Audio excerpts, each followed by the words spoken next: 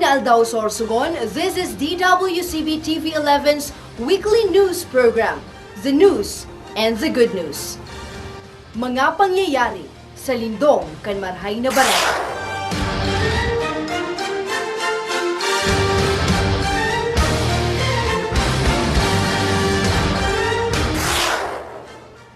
Daina mamumroblema pa si Mr. Serafin Lacdang, Fisheries Division Head kan Department of Agriculture sa probinsya kan Sorsogon sa mas na pag-iistrikto sa implementasyon kan shellfish ban may koneksyon sa nagpapadagos na red tide phenomenon sa Sorsogon Bay. Ini matapos na maipasa na sa Sangguniang Panlalawigan and Provincial Red Tide Ordinance na nagpapataw ni magkakanigong penalidad sa siisay man na mabalga sa shellfish ban. Niza Ortiz nakaantabay para sa kompletong detalye. 5,000 pesos ang penalidad na posibleng pagbayadan kan sino man na mabalgar kan Provincial Red Tide Ordinance dahilan man kan dagos na pag-impuner kan shellfish ban sa Sorsogon Bay. Bawal mag-transport, bawal magtinda, bawal mag-possess ng shell. Kung may madako po kami, ang gagamiton mina ang Provincial Red Tide Ordinance. Magubat na po ito. Kay 5,000 na po ang multa nan may pagkapriso. San una ang ginagamit ang department order na joint administrative order na wala man dito sing sinasabi na penalty. Pero ini niya na-approve Provincial Red Tide Ordinance, igwa po sin multa nan may kaprisyuhan. Sigun pa kay Lacdang, napapagalan sindang i-monitor ang toxicity level kan red tide dahilan naiiba ang kaso kaini sa probinsya komparado sa ibang lugar na apektado kan sinambit na phenomenon.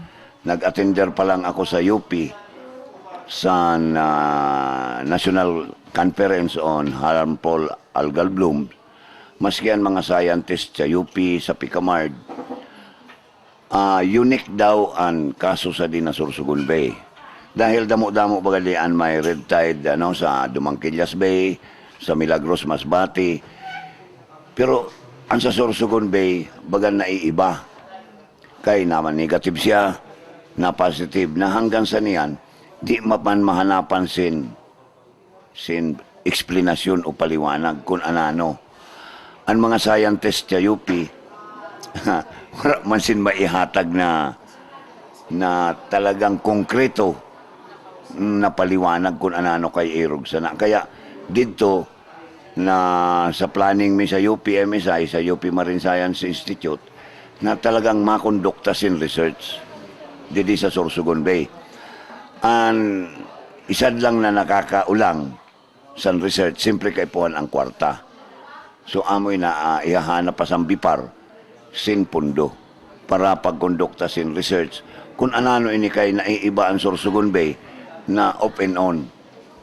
Ma-negative, then ma-positive. Para sa DWCB TV 11 News, Lisa Ortiz ang sa indong tagapagbareta.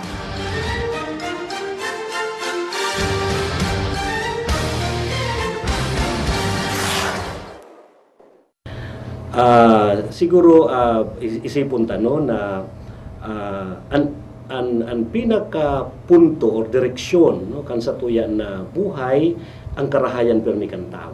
Kaya ang issue manunungod kan ordinance kan shellfish ban ang pag-implement kay nino, it's not a matter of implementing, but it's as you implement the shellfish ban, the government is obliged talagang na ipaliwanag na nata kay may ban inhulita ini nakakagadan.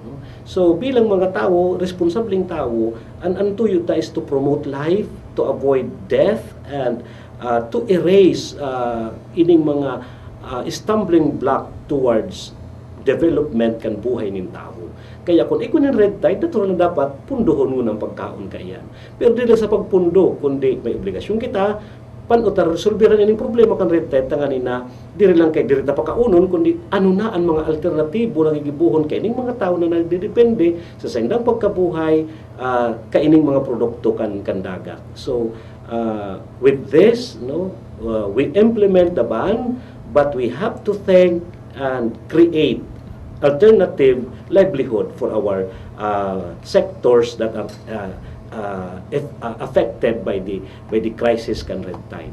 So again, no, this is a challenge, no, to the government and to the fishermen sector, no, to come together and discuss in dialogue kung ano ang dapat tagibuhon tanganin na maibitaran ang kagadanan asin pagkahilang asin ang maraot na epekto kaining marauton na bunga no kaining red tide na yaon ngunya sa satuyang kadagatan digdi sa Sorsogon Bay.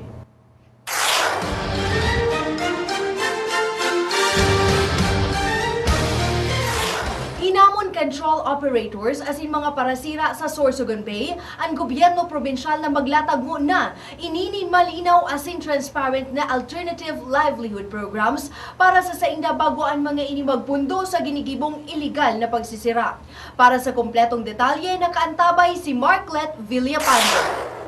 Padagos ang trolling operation kan mga parasira sa barangay Kambulaga, maski na nga ni ipinagbawal kan lokal na gobyerno. Rasoninda, daiman sindang ibang magiginibo tanganing masuportaran ang sa indang kabuhayan. Ang troll namon, illegal ko na naglalawag kami, pero ipaparalaran kami na para mabuhay lang ang pamilya namon na sa mayad na paagi. Maski dadakop kami, inulukat namon, alang-alang lang sa pagtios ang kwan, lalong-lalo ang paralawon namon. Makaluluy man kung kami pumundo sa kaya wala kaming ibang mahanap buhayan. Kaya ini na isabi na inda na illegal na troll. Talagang lain man kami sa nani maudong habang wala pa kaming alternatibong hanap buhay. Magigiromdoma na kan nakaaging Agosto 22, 2007, nagrally sa hampang kan Sorsogon Provincial Capital Park ang uminabot sa 200 na mga parasira sa bilog na Sorsogon, tanganing iprotesta ang pinagsasabi nindang daing pagtaong aksyon kan gobyerno sa saindang problema, bunsod kan sunod-sunod na red tide alert sa probinsya. Pag nagkato kami sa gobyerno, minsan kurupod kami mag-rally, magalaan naman kami ninda hinampang. Para sa DWCB TV 11 News, ako si Marklet Villapando, ang sa indong tagapagbareta.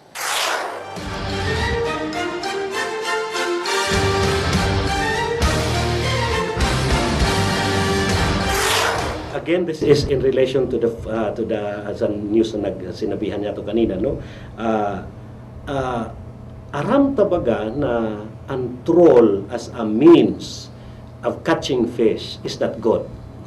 Because it destroys kan mga corals and din hinuhuli ka an gabos na mga sira wara nin inano magin sadate magin dakula magin babayi na sira or bados na sira do yung baby itlog pa na kung sa pag you know, sa ibang nasyon baga pag mga babae na mga nagbubunay pa diri yan dapat hinuhuli din ginagadan hinhuli ta aram tan epekto kayan pag ginanutayan pag hinali tayan sa kadagatan. So I think it is not good na i-challenge ta ang gobyerno ta kaning magay-good alternative kaya kung dai diyan ipapadagos meaning troll. No that, again for the part of the government, no, siguro it is the duty kan gobyerno, no, bako lang na mag-create nin mga possible livelihood, no. Kaya baga sabi malinaw as in transparent alternative livelihood. Again, it's not only malinaw as in transparent but effective livelihood programs for the fishermen ta kanina mahali ining paagi ning pagsira na troll, no. Tapos makumbinsi ta ba ng mga tao na pag ipadagos na ining paagi ng pagsira na troll, it definitely continue to destroy the sources kan mga produkto na kinukuha ta dyan sa kadagatan. Kaya I think education in the part of the agency kang gobyerno na in charge kayan, I think that's the agriculture department, no. Kasi aquaculture is kaupo din sa agriculture and dialogue with the fishermen sector so that mahiling kung ano dalagan effective na paagi ng pagsira na dili makadistroso makaraot kan sa tuyan na kapalibutan kan sa tuyan environment kan sa tuyan na pagkabuhay bilang mga tao digdi sa probinsya kan Sorsogon.